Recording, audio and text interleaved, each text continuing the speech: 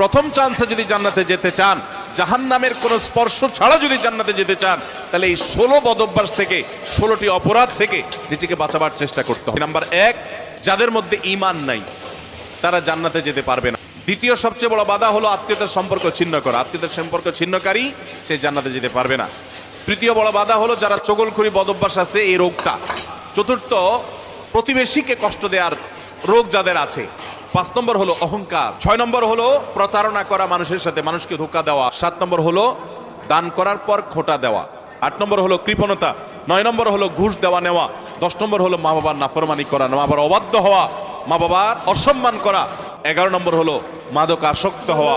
12 নম্বর হলো হারাম উপার্জন দ্বারা, হারাম খাদ্য দ্বারা, পানীয় দ্বারা শরীর গঠন করার। আর 13 নম্বর হলো রূঢ় স্বভাবের হওয়া।